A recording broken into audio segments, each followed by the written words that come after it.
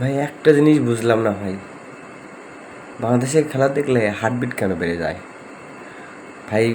ভাবতে পারবেন না ভিউয়ার্স, এত পরিমাণ আমাদের শরীর বুক কাঁপে এই বাংলাদেশের খেলা দেখলে। ঠিক আছে, একটা সময় মনে হচ্ছিল বাংলাদেশ পারবে না, একটা সময় মনে হচ্ছিল পারবে, একটা সময় মনে হচ্ছিল আবার হেরে যাবে, লাস্টে মনে হচ্ছিল হেরে যাবে, আবার মনে হচ্ছিল জিতবে।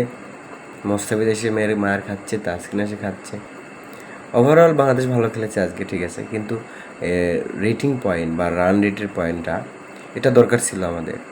21 রানে বা 20 রানে, 15 রানে জিততাম, কিন্তু না, আমরা জাস্ট 8 রানে জিতছি। ঠিক আছে, তো তারপরও কংগ্রাচুলেশন বাংলাদেশ।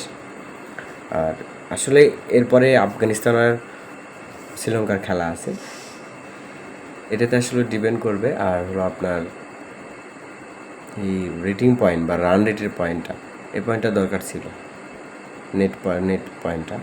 তো এটা আসলে কম হলো আমাদের জন্য। তো তারপর দেখা যাক, ওভারঅল ভালো খেলেছে বাংলাদেশ। দেখা যাক নেক্সট ম্যাচ আফগানিস্তান শ্রীলঙ্কার ম্যাচটা আমাদেরকে দেখতে হবে।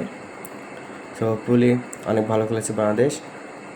তো এরকম খেললে সমস্যা নেই, এরকম খেলে যদি হেরেও যায় তাও সমস্যা নেই, তবে একবারে নর্মাল খেলে হেরে গেলে তো সমস্যা।